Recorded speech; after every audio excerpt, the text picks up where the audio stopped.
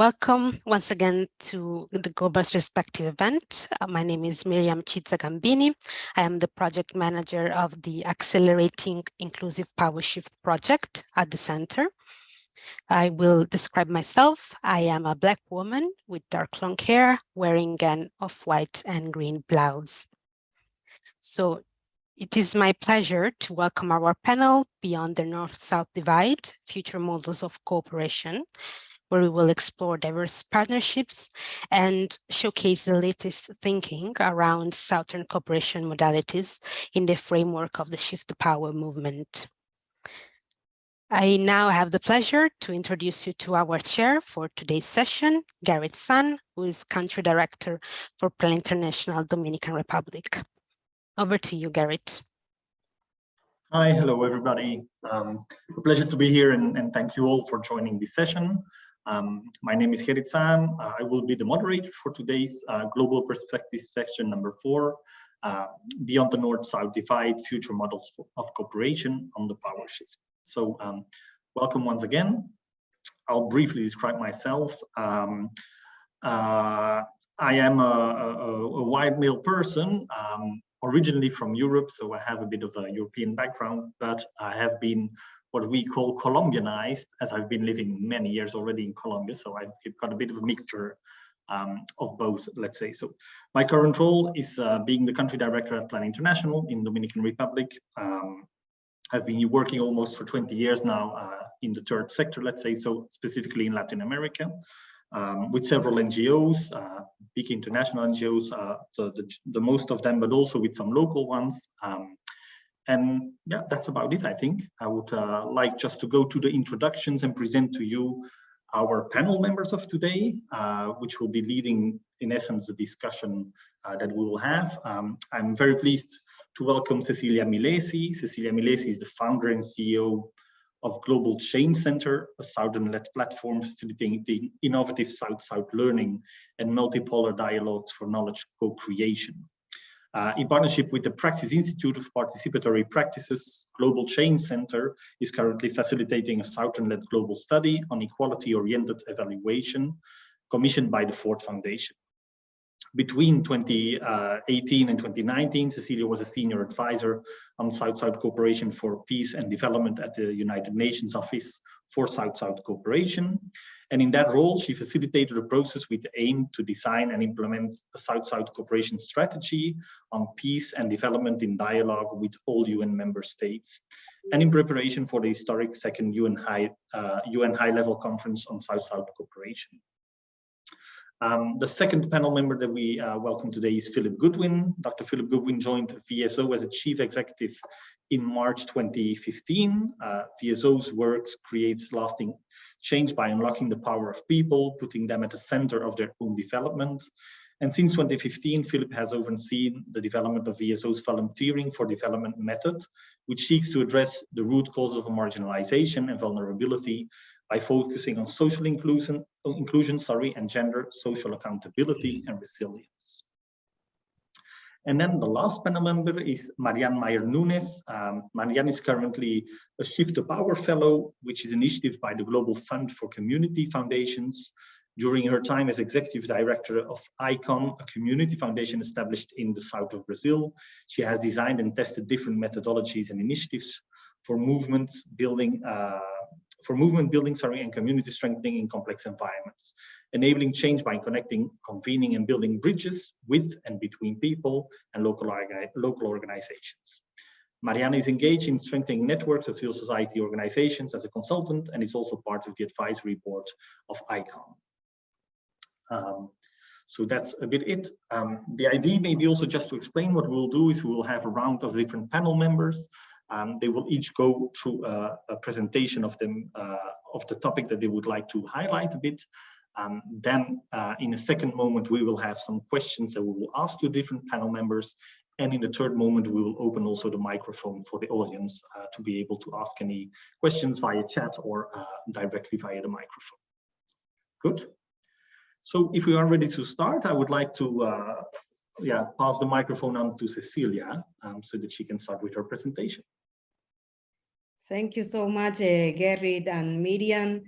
It's very nice to be with all of you. I can see some names that sounds very familiar. So I hope we have a good hour and a half ahead sharing knowledge and inspiration. Ryan, can you share my presentation, please? I suppose I need to introduce myself a little bit. Well, I'm a woman, a Latino woman from Argentina. So it's a kind of brown, but not super brown, and kind of white, mix, long hair, using glasses, and very happy to be here with you all.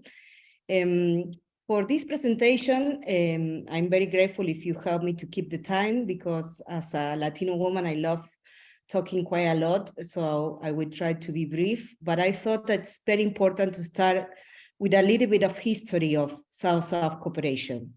What we are seeing as a Global Change Center, as a platform, and working with many people committed to power shift, is that sometimes our history is invisibilized. It seems that attempts to power shift started only recently, perhaps a few years ago. Some of people in the global north, for example, said that the power shift started with all the Oxfam Save the Children scandals, some attempts by northern organizations to start talking about localization, and attempt to do decentralization processes. But I think it's very important that we regain the power and the force of the long history of struggle from the global South peoples and countries in our attempt to really determine our futures, to control our power, resources, and our destiny as nations and as organizations. So first of all, I just wanted to give you a little bit of this historical background, sharing how the whole story of South-South cooperation started globally, then sharing a little bit more of details of what are these South-South cooperation principles that are very strong when you enter into multilateral conversations, in particular at the United Nations level, but they are very little known by civil society organizations, only now being really recognized as something important. So I'm going to share a little bit more of what are these principles and how they are so different to the practices and principles that are guiding action of what is called North-South cooperation. So I'm going to present a small table about that and then give you concrete examples of how we are trying to promote South-South cooperation. At this moment now, I'm promoting it from the civil society position within the ecosystem, but of course, as a social leader, I've been supporting Southern leadership in many other positions, not only in the UN, but also in international NGOs and grassroots organizations, but always with the same direction and the same vision, which I hope it's inspiring all of us to move forward into a situation of real change in the international cooperation business. And then I hope to share a few ideas, radical ideas, to then take any questions. So Ryan, if you can move to the first slide. What I wanted to tell you is a little bit of the history. Some of you may know that the South-South cooperation attempt, movement started in 1955 with the first conference, which is called the Bandung Conference, organized by some of the countries that were recently became independent from the oppressive power of imperial countries in mainly European countries that were for decades and centuries oppressing our cultures and our people. These countries came together in the Bandung Conference and set up what we call the South-South cooperation principles that then led to the formation of the non-alignment movement. Basically, countries from the global South that don't want to say, I'm with this part of the geopolitical bloc, either the US and Europe, or Russia and China, more communist countries. So they really wanted to regain voice, regain power, determine their own path to development, their own path to policy making, to creating prosperous societies after all these decades of massive oppression because of colonialism. So that's how the South-South cooperation principles were set up. Then through the UN processes of multilateral dialogue, there were a couple of conferences organized, one in 1978 in Buenos Aires, and another one very recently where I was highly involved in 2019, which are called the UN high-level conferences of South-South cooperation, where again, all the Global South countries, and of course, in dialogue with the Global North countries associated in the OECD DAC forum, develop policies and outcome documents in regards to how we can achieve a path for inclusive development and peace and development. So I just wanted to mention that it's important to get to know this history. We've been fighting for our liberation, for the opportunity to have a voice, to manage our own path to development for ages, decades, and it's truly important that the INGOs, that donors, that funders do not pretend that this is a new story because of some of the scandals in the international organizations or because of the liberation movement that, of course, we support, for example, like the Black Lives Matter movement or feminist movements in the US, Europe, or other countries. People from the South, we've been fighting for this for decades. We've been being killed and persecuted for decades, and we have gained a lot of experience, and we have a lot of communality.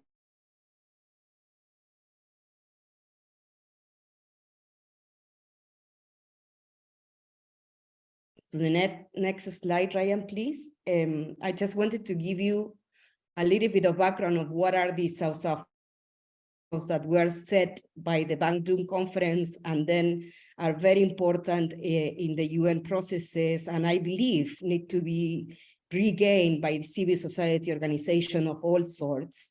It's not just a modality, but it's a principal approach to working together in solidarity. So the first most important principle is the respect of national sovereignty and the value of self-determination.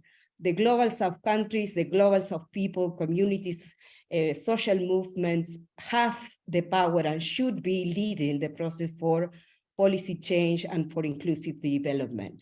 On the contrary, what many of us believe, but also what you can see if you deconstruct any of the policy decisions, policy documents of the OECD or many of other multilateral organizations, for example, that are led by northern countries, including the World Bank or some other development banks, we can see that the North-South modality of cooperation is based on imposition of conditionality. So I give you money only if you do this or that.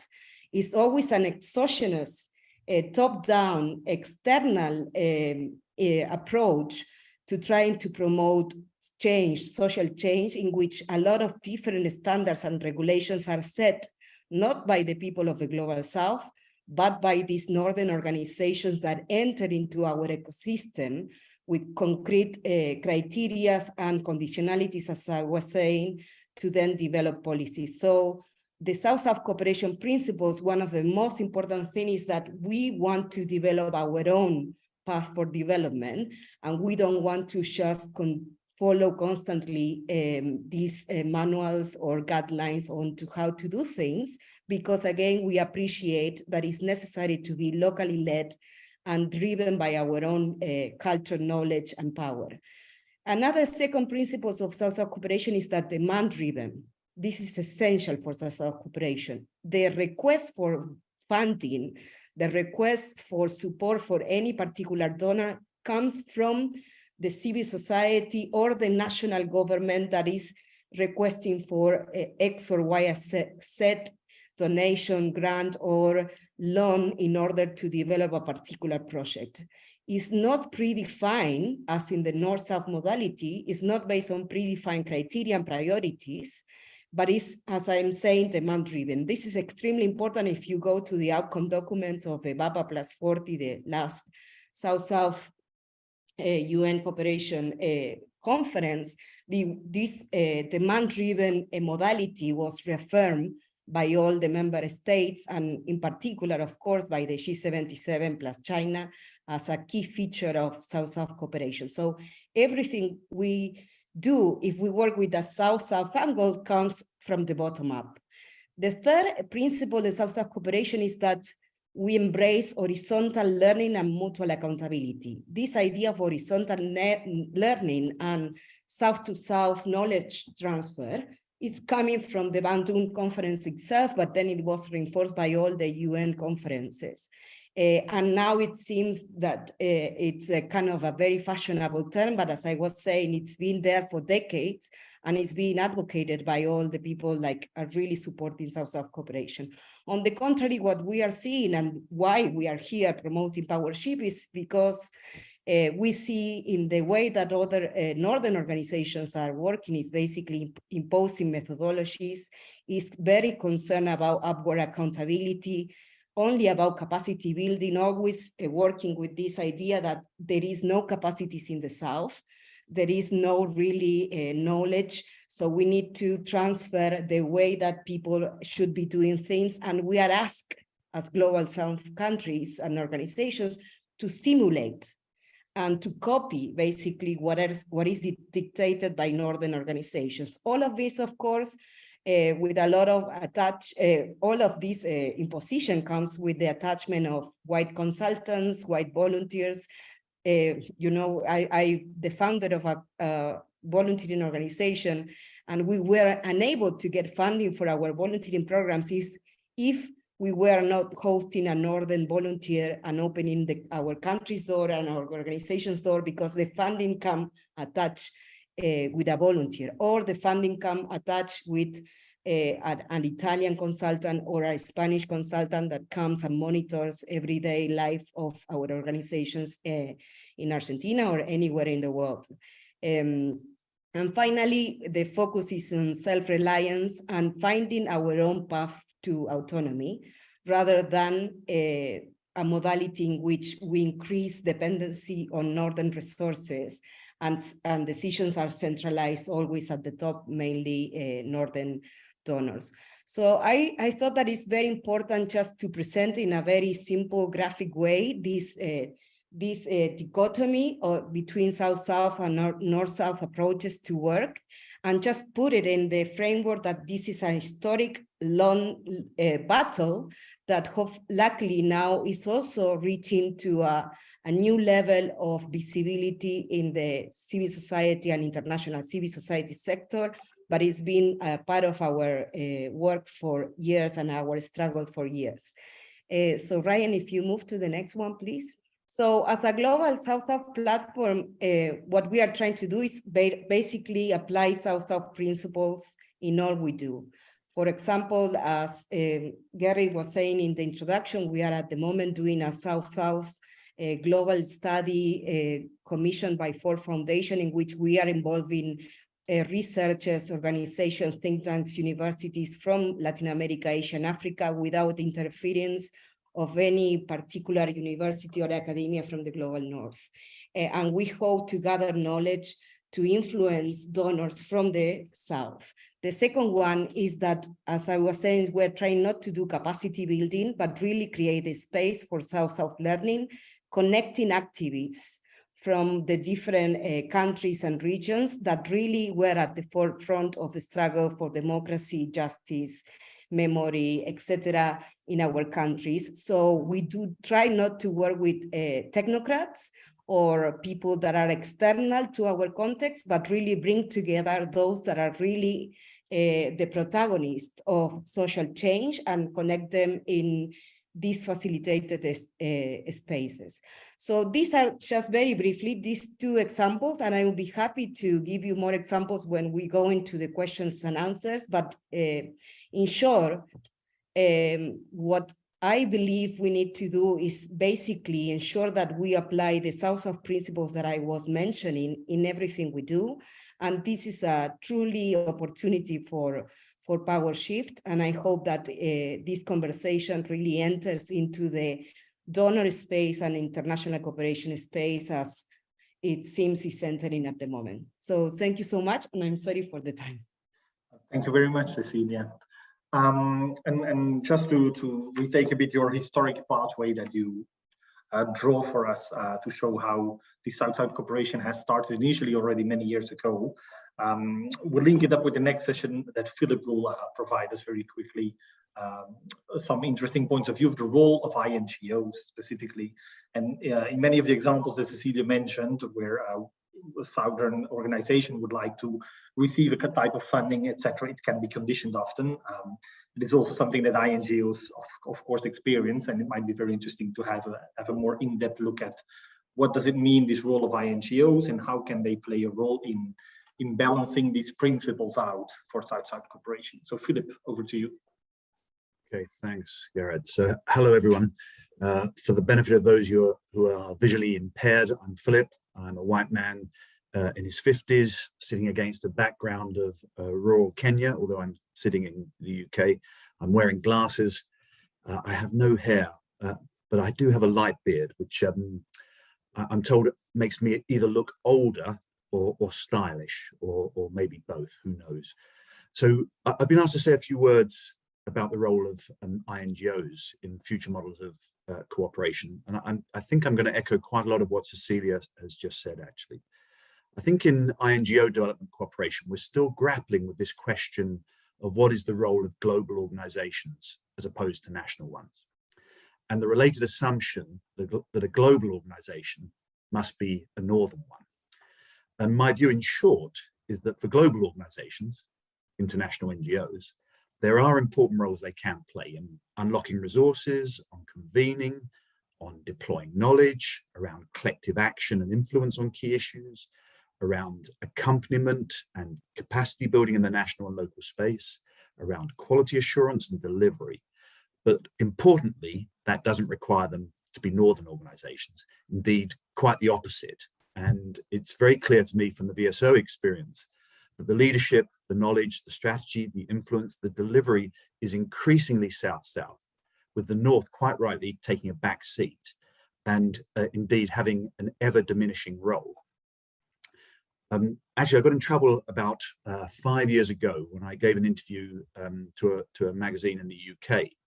And I said then that essentially all things being equal at VSO, our staffing in the global North and Northern staff employed by VSO would be decreasing relative to the size of the organization.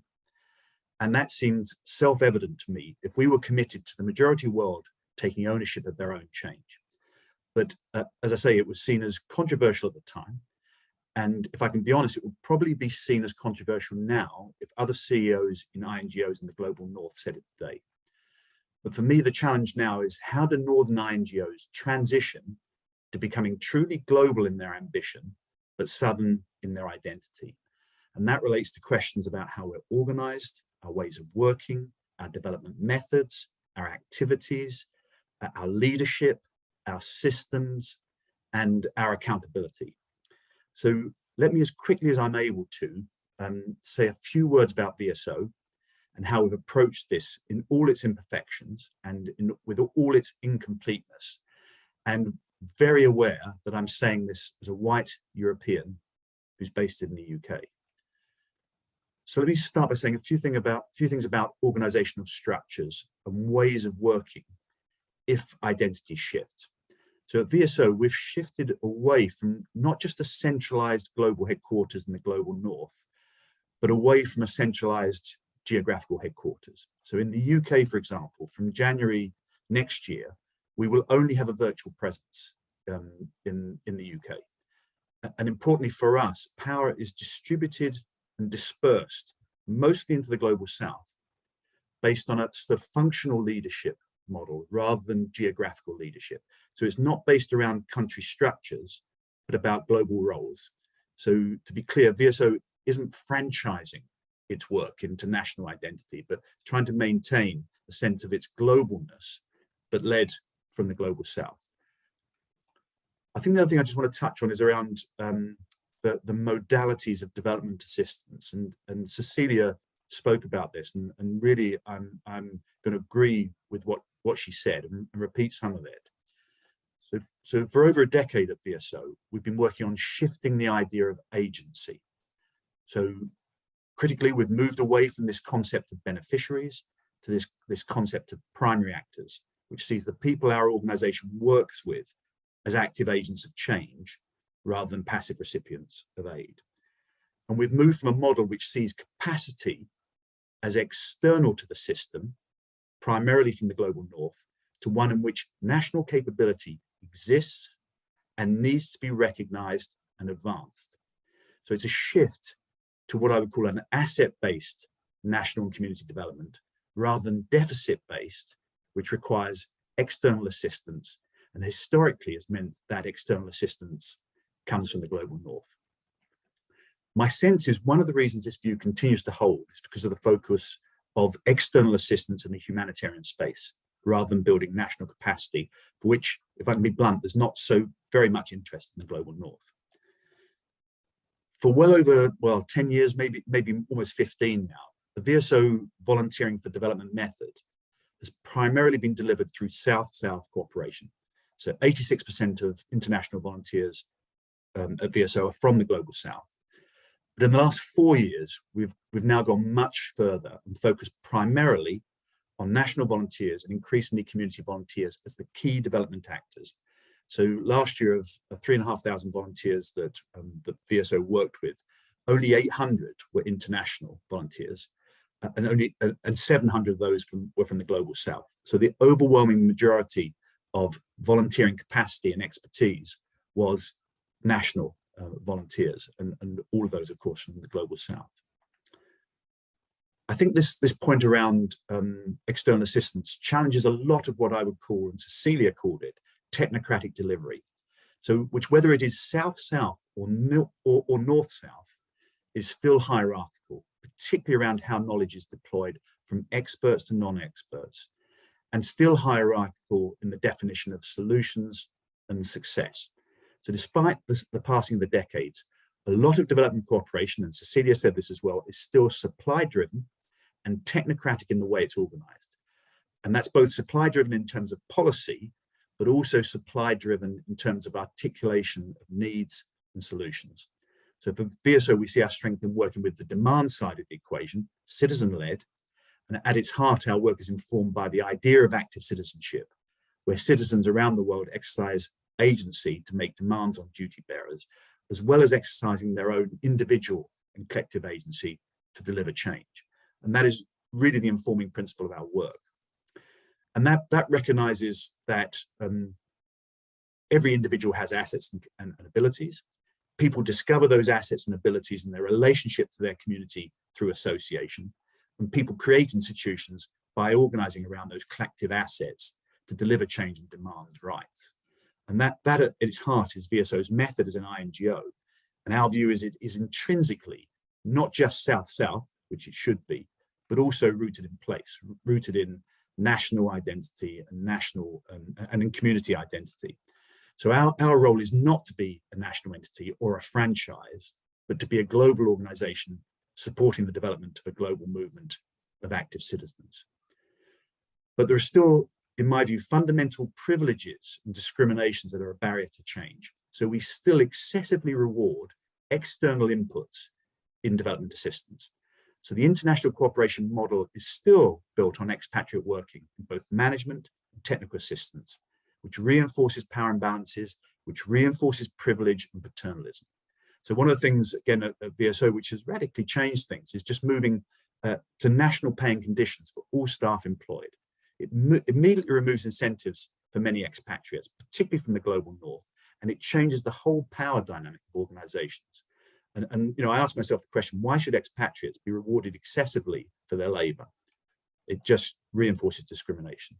And the final thing I want to say is about the need to reframe accountability. And again, I'm echoing what Cecilia said, but we need to move away from the donor as having primacy in accountability conversations and away from the INGO as having primacy in accountability conversations to ensuring the primary actor has primacy or at least greater power. And for VSO, we've adopted a monitoring, evaluation, and learning process, which is people-centric in its method and allows for a fusion between technical rigor and primary actors' authentic participation and ownership in co-creating, learning, influencing, and promoting forward accountability in VSO.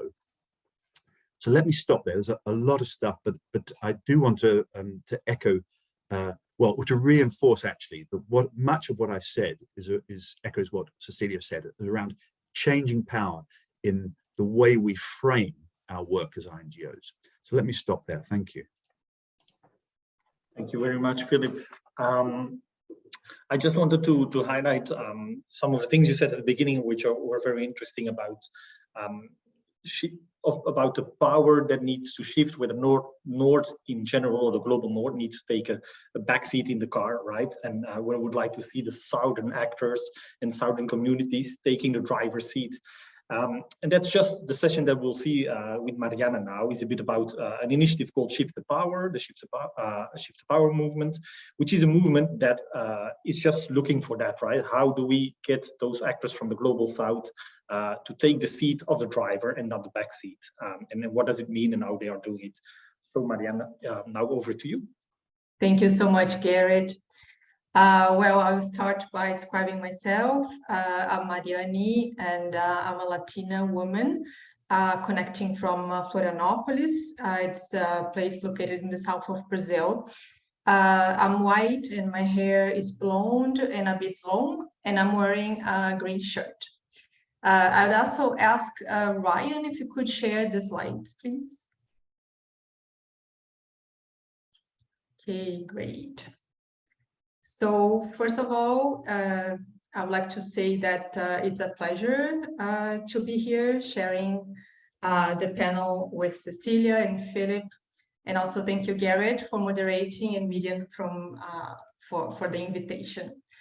So I'm from the Global South, and I have spent a considerable time of my career leading a community foundation established in the south of Brazil. I'm also a Shift the Power Fellow. It's an initiative by the Global Fund for Community Foundations. And the Global Fund is a global organization that has been working with the global philanthropy field since 2006. And the goal of the fellowship program is to deepen and expand the Shift the Power movement.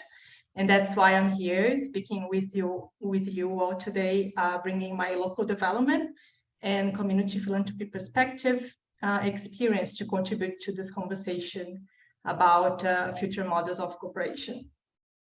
So I will start by talking a little bit about the movement. So what's this Shift the Power movement? Ryan, can you please change the slides?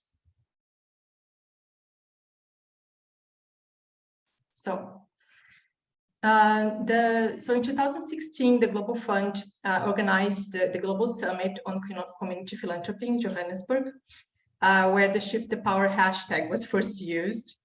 And the hashtag was initially created to promote the event, and because it was understood that in order to talk about changing the development system, and before talking about solutions, we had to talk about power. So you can see that I was there with other community philanthropy organizations and community foundations.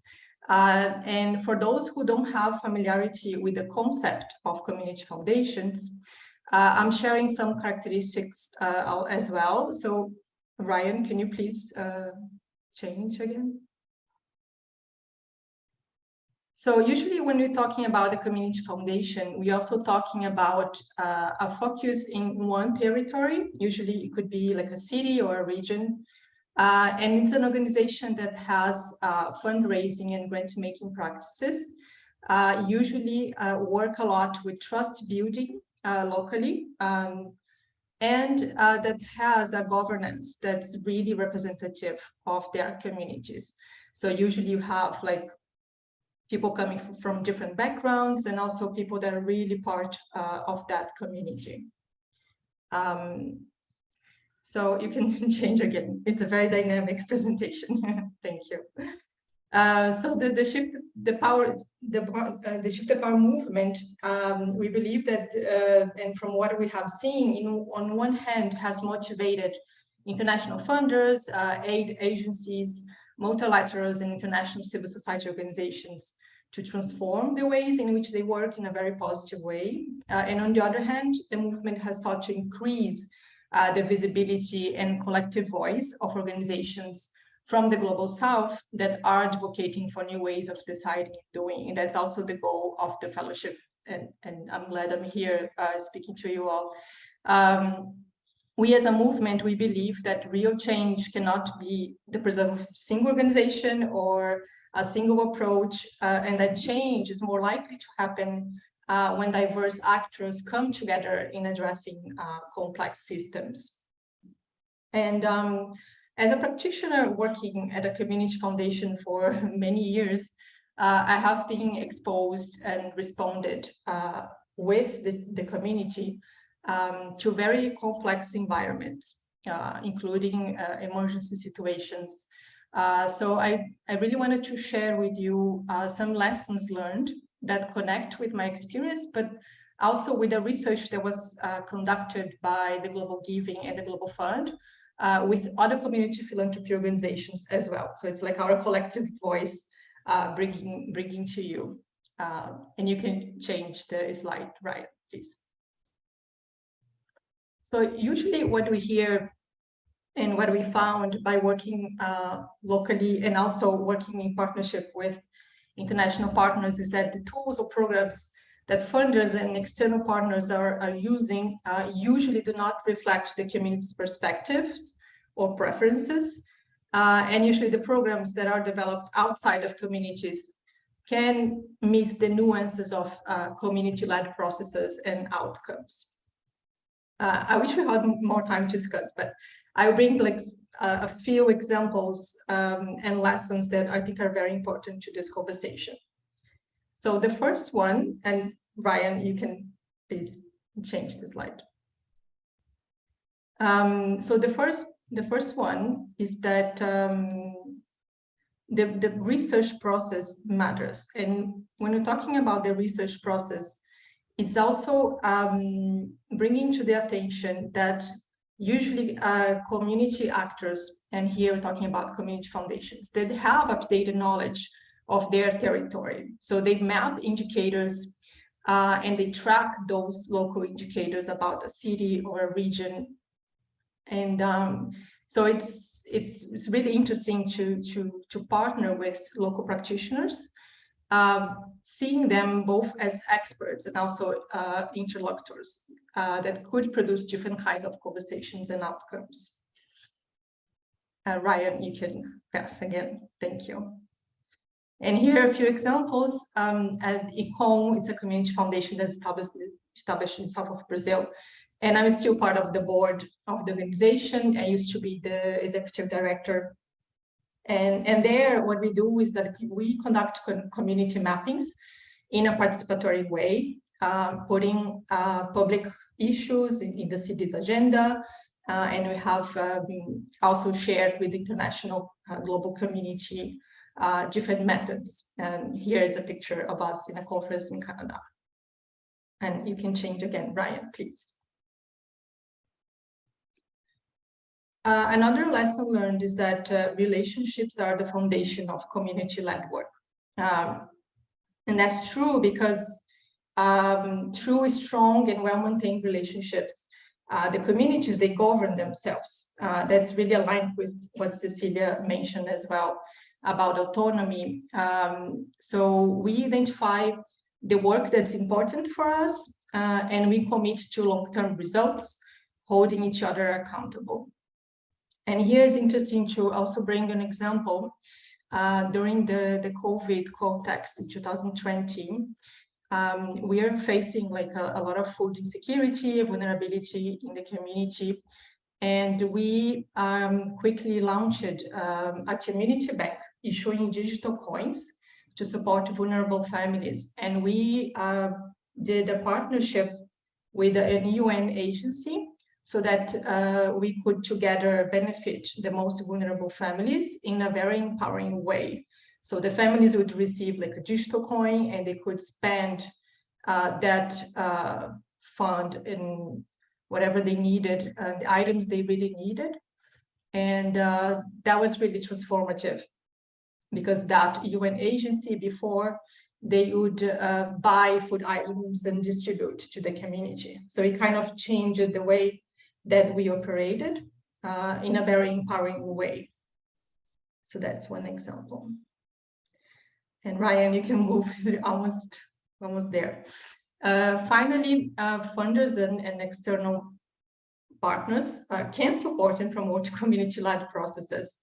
That's what I really believe. And this is possible when they communicate openly and we work in partnership and appreciation for and curiosity about local conditions and context. And also like flexible funding and non-financial resources are two concrete and important offerings that promote community-led approaches. And finally, Ryan, you can please go ahead. I will end with an inspiring case about an experimental project and on collaboration and partnership that actually brought together 5 civil society and international development actors. And Philip, I think that also brings some ideas to your questions about the role of NGOs. And I put all these resources in the chat here, so you can have access to it, and we can continue this conversation. And I hope those lessons learned and the conversation would be somehow helpful to your own organization. Thank you. Thank you, Mariana. A very interesting example of how this outside cooperation becomes tangible. And if it's okay for you, I'd like to proceed with some of the questions that we had prepared already. I'll start with you. The question that we had prepared is, when discussing a power shift, a key call to action is for actors to repurpose the power they hold, right? Local actors like community foundations have power in their own context relative to the communities they serve. In your opinion, what approaches and methodologies can Southern civil society actors adopt to truly foster power-balanced partnerships with local communities and to avoid replicating unequal power dynamics like the ones that we have mentioned today, for example, in different presentations? Thank you, Garrett. That's an excellent question, and we talk a lot about this among other community philanthropy organizations. And I think for answering this question, I'll be quoting some of the Shift the Power manifesto and also bring an example that also illustrates the power shift in the community. So first, I wanted to share that the community foundation is part of that local community. So we don't see ourselves like working for that community, but with. So it's kind of a different approach.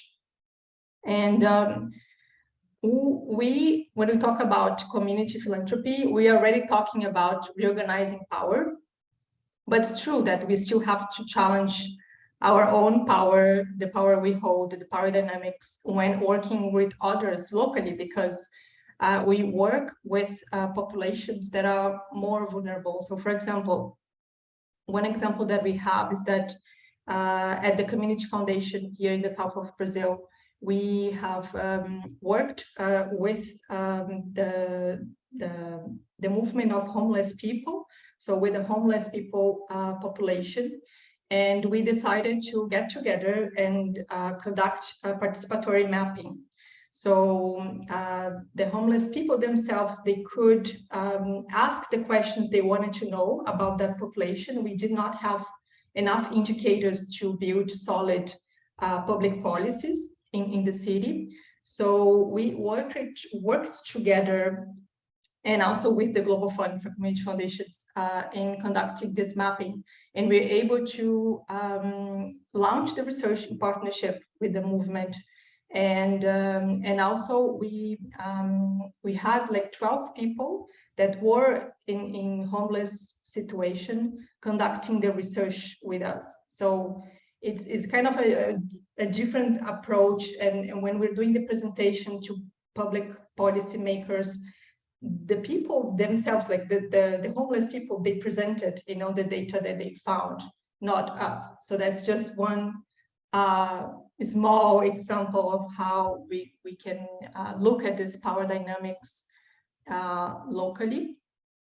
And so we're constantly finding creative ways to unlock the power of communities. That's kind of the work that we do. Thank you. Thank you, Mariana. I'll now go for a question with Philip. And it's more about the presentation that he did already, where he talked about INGOs and the role they have, and then also international civil society organizations. Okay, then I'm happy to continue with the question that we had in mind for you, Philip. I think, yeah, in your intervention, you were talking about the future role of ICSOs and NGOs, and now it's less clear in the global society configuration, and how VSO has a long history of fostering South-South cooperation through your volunteering projects. So could you tell us a bit more, how can fellow ICSOs and NGOs learn from VSO's approach to knowledge and technical exchange among Global South chapters? And also perhaps elaborates more on how ICSOs can support a real shift in power and facilitate it through, for example, giving more agency for what concerns decision-making, funding, leadership, or in general, more power to local and national actors. So as a big question, I suppose one of the things that strikes me is that the big thing INGOs can do is reflect on their leadership, I think.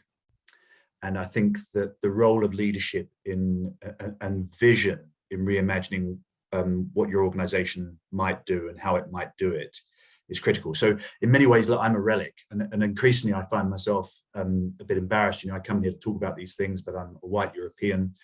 But one of the things I think of VSO is we've been, I want to say ruthless, but we have been very, very focused on that shift. So when I gave that interview around the fact that our organization in the global north would shrink, understandably, people were shocked, because they thought, people in the global north thought, well, hang on, where's my job? And one of the difficult things you're saying is, actually, this isn't your job anymore. This is, you know, somebody else's job. Now, we weren't looking to sack people or whatever, but we were looking to transition over time. So but you had to be really focused on that. So every time a role was coming up and someone left or whatever, you were then looking, how is that delivered differently if you take it from a global South perspective?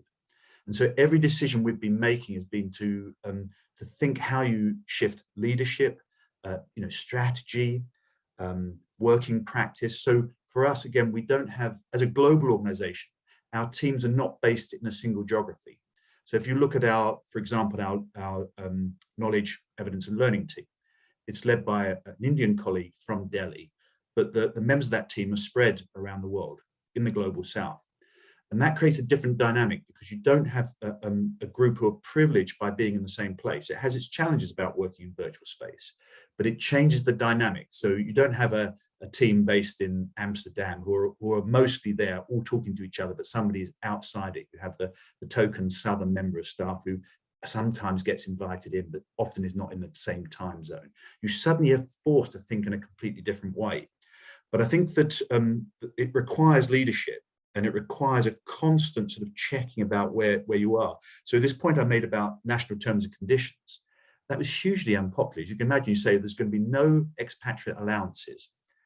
And everyone believes in shifting the power, except when you say, well, actually, we're not offering you additional allowances for being an expatriate working in a place. And you can imagine, again, so we have virtually no, if I can be blunt, no white people from the global north in our operations now for the bulk of our work, because simply there's no extra award. So unless you go onto a national contract, which many people don't want to do, people go, well, I don't want to be part of that, because I think I should maintain my privilege within the system. So being ruthless about thinking about how we privilege ourselves as northern INGOs, and how as workers from the north working in northern INGOs, how do we privilege ourselves? You don't actually shift a whole range of ways of working. So I'm not sure that's a complete answer, but I think it does go back to leadership, because none of this stuff, there's lots of easy ways of doing it, or easier ways of doing this. But I think the big question in my mind as well is, what is the role of a global organization versus a national one? So one of the questions I keep asking is, I don't think it's right that INGOs, I don't think it's the best way forward for INGOs to franchise themselves into trying to create a nationalness around the franchise. So you'll be organization X, but you're nationally localized. I think there's something different about a global organization around global collective action that is different from supporting national civil society space. Now, I'm conscious that's a bit controversial, and VSO is somewhere between the two of those things. But in my view, we want to create, or we want to see globally, civil society wants to see a strong civil society, which is rooted in communities and countries. And so working out what the role of a global organization is in supporting global civil society and it is something different. And I think we're still struggling with it, to be honest. Certainly in the global, look, let's put it this way, in the global north, we're struggling with it. Thank you, Philip, for all the honest account that you gave us. I think we all appreciate your transparency in how you think that ICSOs can do better in this regard, and connects well. We want to ask Cecilia, but I've seen that Garrett is back, so I don't want to take away your powers of moderation. So over to you, Garrett. Sorry, the lights went out here in the Dominican Republic, so I was just away for a few minutes. Thank you very much, Philip. I could hear the last part of your answer, and just maybe to add on the answer of Philip, something very similar is happening, for example, in Plan International, where we're struggling with this question about what does it mean to be a global organization and how do we translate that into actions. And some of the easy answers we found for now is, for example, really opening global functions to the globe, right? Because traditionally any global role was always opened within, in our context for Plan, within Europe, in essence. What we said now, or what we've been doing for the last few years is, no, a role can be open in any country where Plan has an office. And we're seeing that a lot of new staff members come on board in global roles, but people from the global south, for example, they bring an entire new dynamic and perspective to the global conversations as such as an organization. Well, it's just one element, but maybe to build on what Philip was telling there. Good. I have a question for Cecilia then, and it's linked about a bit with her experience and extensive experience with institutional civil society cooperation. Where do you see the role of donors in this ecosystem around South-South cooperation, Cecilia? How can donors who would like to help with this power shift really support and build up some strong and meaningful partnerships? That's a bit the question. Yeah, thank you.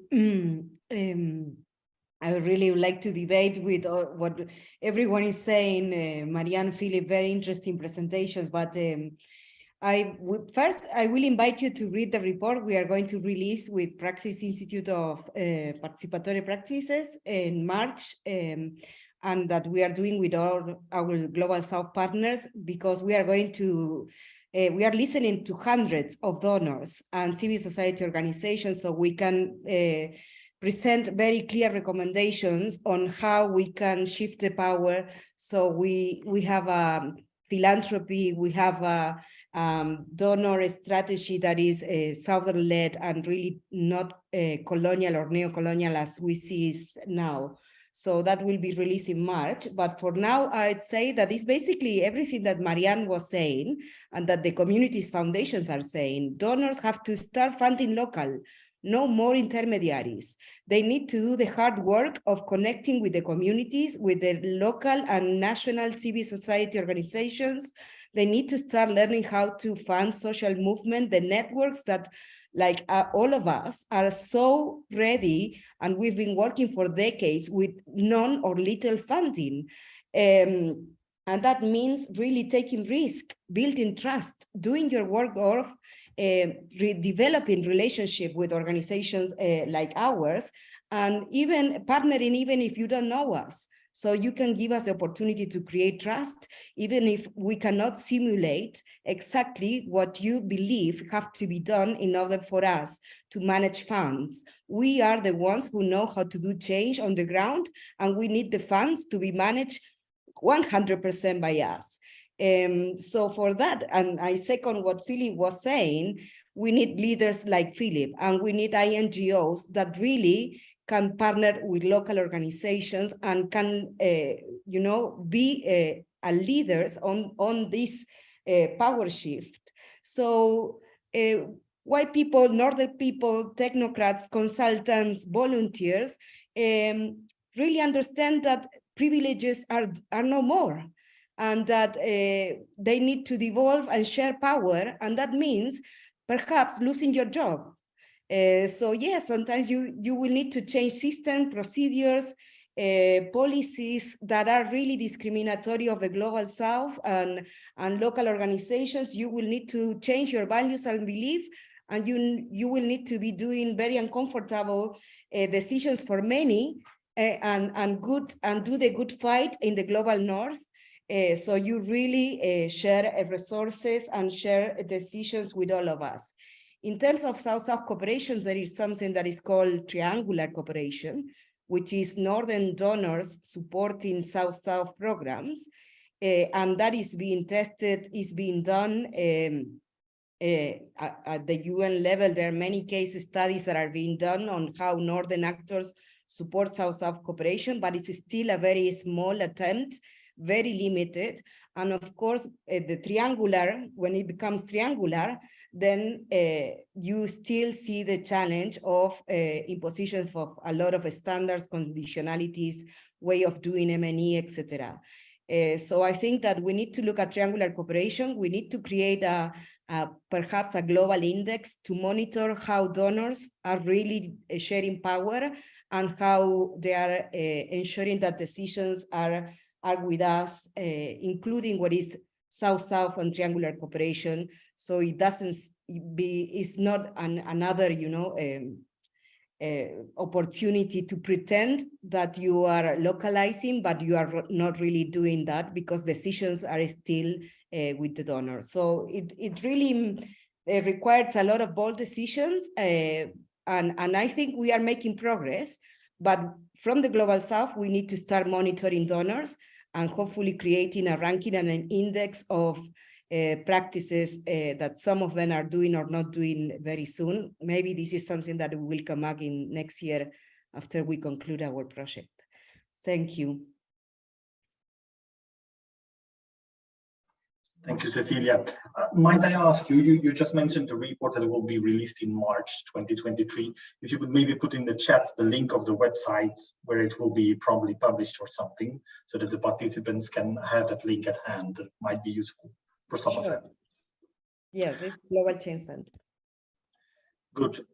Meanwhile, we would like to take questions also from you as the audience. So if you have some questions in mind, please prepare them. I'll just go to a general question first, and then we'll start having a look at the questions that we have from the audience. So the general question is, the three of you come from different civil society backgrounds, right? What do you think are the critical factors that civil society actors will need to lead a transformational approach to partnership and truly shift power in the future global configuration? What are these needs for those critical factors for the civil society actors? I don't know if one of you would like to answer. I could. Oh. No, Mariana, you go. You like... Please. No, after you. Okay.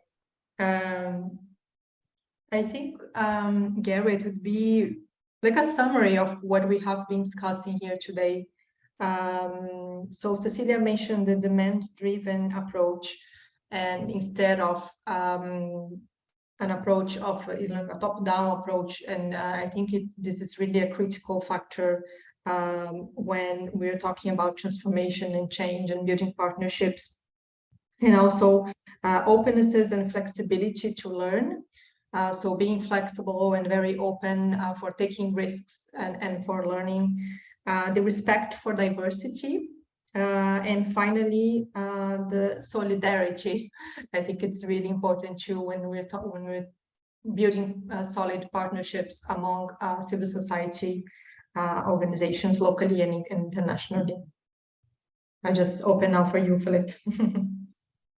Just to add to, I think, to that list, which I would agree with all of, I think that civil society organizations have to be prepared to hold themselves, to be held accountable,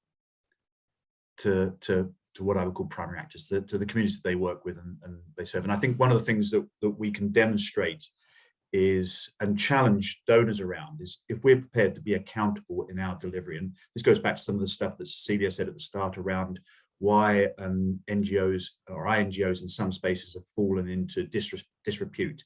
It's because actually, and particularly with Northern NGOs, there is a risk, a very real risk, that we have no legitimacy. And, you know, Cecilia and Mariana will know this better than me, you know, working with community-based organizations, but what is our legitimacy based on? And it can only be based on, if you're a Northern NGO, on your accountability, unless you're just assuming that it's based on your reputation to Northern NGOs, to Northern governments and their agendas. And for me, you know, if we're going to operate ethically and morally, we have to hold ourselves to account, or be held to account, not just by donors, but by the people that we serve and are legitimated by. So that's what I would add. Accountability is an important element. Should I say something quickly? Just to connect with the accountability aspect, there is also a buzzword fashion movement now around, you know, building the right feedback mechanisms, the ensuring that there is grounded listening processes in all the programming that we do. But at the end of the day, the responsibility to building these mechanisms for feedback, for complaining, for improvement of programs are created by the donors or the INGOs. They are not in the hands of what Philip called primary actors. They are not in the hands of the civil society organizations and the citizens themselves. The mechanisms are created at the end of the day by external actors. So I would say it's potentially a challenge we can all think about, which is a little bit what I was saying before. Let's create our own civil society mechanisms to rank, make accountable, control, and monitor the donors that are and INGOs that are operating in the global South country. I'm not saying governments controlling these organizations. You know, the Indian government, the Bolivian governments, they are putting a lot of problems into INGOs, NGOs operating, and we need them to continue operating. But we, the citizens in the global South, need to be the one controlling them, not our governments on our behalf, not the INGOs on their own behalf. It has to be ourselves. So I wonder if it is a good idea, and I'm just speaking out loud, just to create a participatory ranking and index to hold INGOs and donors accountable by a network and a South-South solidarity network of civil society organizations.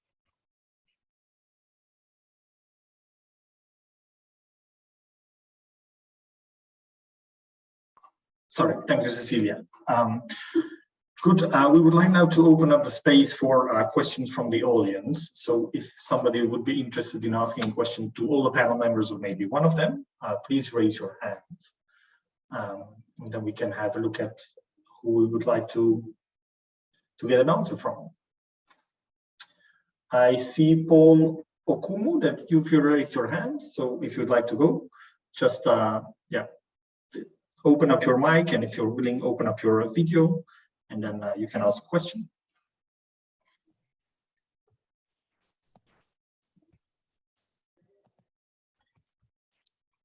Okay, sorry. I have managed to open up my mic, but I can't open up my video. But your that is mic okay. Is fine. Thank you all very much. Yes, and honestly, I very sincerely appreciate the discussion going on. And for those of us who have been in the development sector dealing with these power relations for about 20 or so years, it's very refreshing to hear what is coming. I will just share what I think I've already posted, and that is every time these kinds of discussions come up, I see two things. One is we tend to be defensive, and we want to show that individually there are some of us who are different from the rest and how we are doing things well, which is fine. But then the other thing that I think then ignores some of what I think and what I believe are the fundamental issues. And I have posted them there, and I'm wondering whether this is a forum where we can try to really address those kinds drivers. Do you think that what we are dealing with in terms of power relations are matters of ideology and survival rather than matters of balancing politics? Because I think we tend to treat it as if we are just balancing politics and balancing power. But what I see on the African continent in the relationship between the North and the South is that there's a very strong dependency that the North has on the African continent. And that dependency drives almost everything they do. It drives their ideology, it drives how they act. And I'm wondering, how do we change that dependency and that ideological drive instead of focusing on just shifting their manifestations? I'm done. Thank you, Paul. I don't know if one of the panel members would like to answer. Cecilia, I see you activating your microphone. I mean, I think it's very much related with a little bit of a historical background I shared at the beginning. At the end of the day, when we are talking of new ways of doing international cooperation, it's not new ways, it's the struggle for decolonization that started decades and centuries ago. And I just named the Bandung Conference just as an example, but we all have examples of how we have fought for decades against the colonial ideology. And yes, it's an ideology that is sustained in all these ideas of northern white superiority, male superiority, and it's been there for ages and is deployed through now also donors, NGOs, social media, mass communication channels, etc. So it's definitely an ideology that we need to deconstruct. We need to continue challenge. And now in doing everything that we are trying to say here, that is, we are saying, and definitely is related with extractivism, colonialism, where about centuries of our countries being absolutely destroyed by the northern countries, so they were able to develop and industrialized. And this is all the climate change conversation at the moment. And for example, now we just got the good news in the last COP 27 that there will be a damage fund, recognizing that the Global South doesn't need aid, needs reparations and need payments, because all the damage from the extractivism which continues now also through the partnership with the private sector in many ways that are not respecting human rights and that are in alignment with our national governments, depleting the little that is left because of these extractivist policies. So definitely relates with the extractivism and the colonial ideology that we've been trying to dismantle for decades, but we need to continue. Okay, thank you, Cecilia. I don't know if one of the other panel members would like to add something. If not, we go to the next question. Philip? I suppose, I mean, so there's certainly an ideological dominance, and as Cecilia said, it's deeply rooted in, you know, sort of colonial history and white privilege. So that's a big thing to fight against, and you can see it, if I can be blunt, within NGOs as well. Just this sense of, you know, anyway, I don't, you know, but it's true. It's very deep-seated, and getting people to recognise their own privilege within the system. You know, I can see it as a chief executive. You know, if I interact, there's certain recognize as privilege and power, and you know, you've got to be honest about it. But I think that this, I mean, one of the challenges, you know, in Africa, I suppose, is, you know, Paul is right that, I mean, if you look at what China is doing now in terms of that agenda, I think what frightens Europe and the West, so to speak, is actually the power of China, for example, in you know, really sort of outgunning the sort of the North in its historical colonial agenda. And so there is a real risk that actually, you know, geopolitics continues to play out in Africa. And in some ways, you know, this is where, again, if we're going to be honest, civil society needs to be much more respectful, certain northern NGOs, in supporting African civil society in this case to make its case. So, for example, you know, on VSO, we work with the Pan-African Climate Justice Alliance. And so there's no need for VSO to have that voice. if the Pan-African Climate Justice Alliance is speaking out on those issues. What we should be doing, it seems to me, is supporting PACJA and organizations like it to exercise its voice and ceding our place at tables of power to make sure they can articulate their case and make an African case. So I suppose, that's what INGOs can do, I think, in terms of thinking about how they interact in these spaces. But yeah, I'll stop there. Thank you, Philip.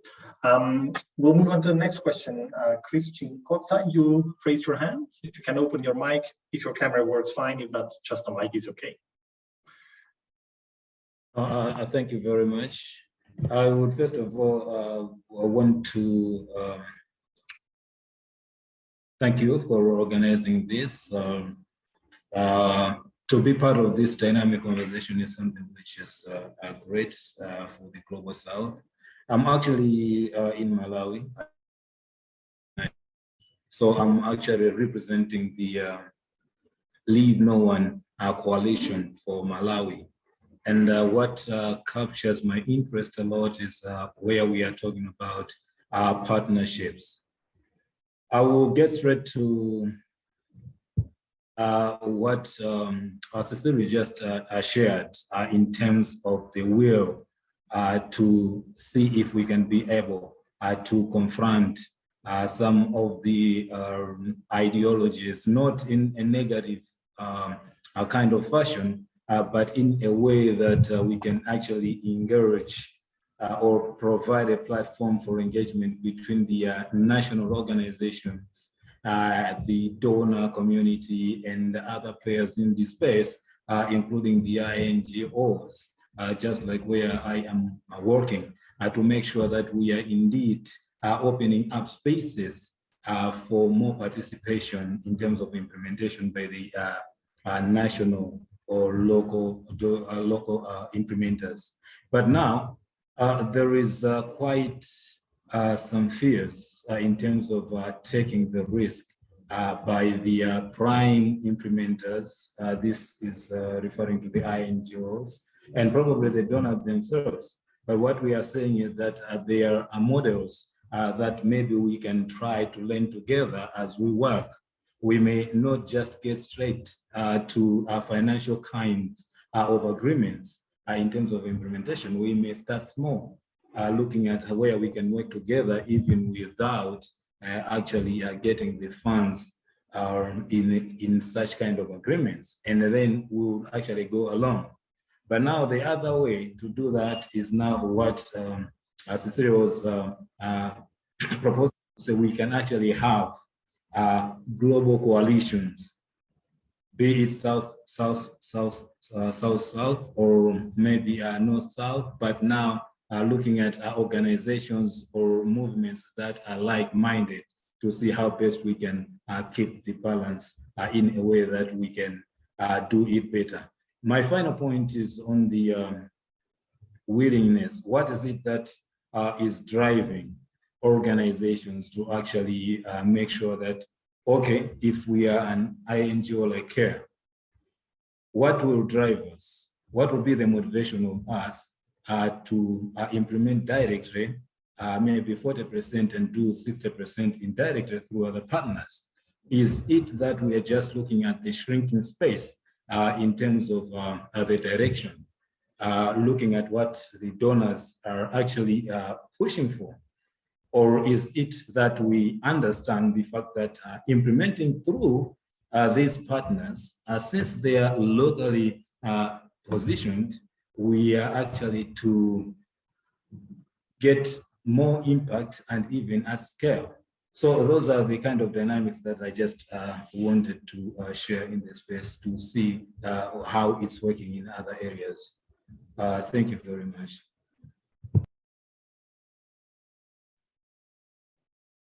Good. I don't know which panel member would like maybe to reply on Chris' reflection.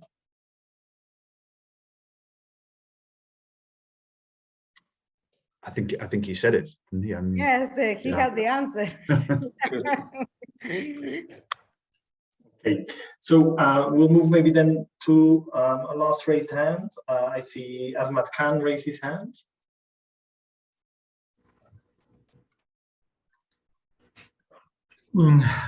Hello, ladies and gentlemen. It's really nice to listen to all of you and like very thought-provoking thoughts. So just to add to the discussion which already has taken place, like the very definition of localization and shifting the power, like the local actors do see a flaw in them right from the beginning, and that is the current definition of localization and shifting the power is counting only if the funding is going to the local actors, they consider it localization, and if the projects are being implemented by the local actors, they consider it as the power being shifted. But in fact, like the major decisions, which sector gets how much funding, which solution, like what are the problems which needs to be prioritized, and how much funding should go to which sector is still taken by the capitals in the global north. So this is for the time being, like for me, I'm working with FRD in Pakistan, and I don't consider it as a tussle between the international NGOs and the local NGOs. We all are civil society organizations, and we all need to raise voice for changing this dynamic. The global north has to accept the indigenous wisdom and the local knowledge of the global south. The global north should stop acting like they know everything and they have the solution for everything. And if they are giving dollars or euros or whatever currency they have, so their solution must be implemented. Power will be shifted only when we give the global south this opportunity to prioritize their own problems, their own sectors, and their way outs.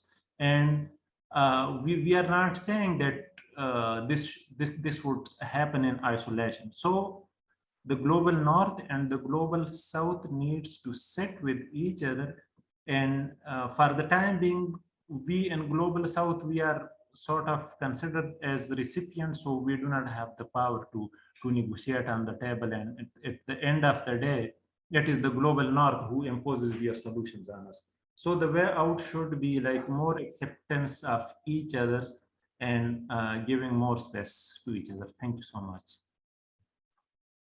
Okay, thank you very much. So there's not really a question there either. I have a quick comment just to react, because the Azmat inspired me. I struggle a lot with the term localization because it's basically northern led. So the agencies in the north, they are localizing. So that is not really a term that we would like to use when we talk with the framework of decolonization and South-South cooperation. So I would go for equitable globalization, perhaps. And promoting multipolarity, promoting a multipolar world in which the power of everyone, every country, every community, indigenous, including, of course, it's recognized, integrated, included value, and really at the center of everything we do. So I propose to start not to talk of localization, but perhaps equitable globalization, or just South-South cooperation. Okay, thank you, Cecilia. Good. So we're now approaching the end of the session. I think it gave us a lot of food for thought for many of us, and then of course we're aware there's still a lot of work to do.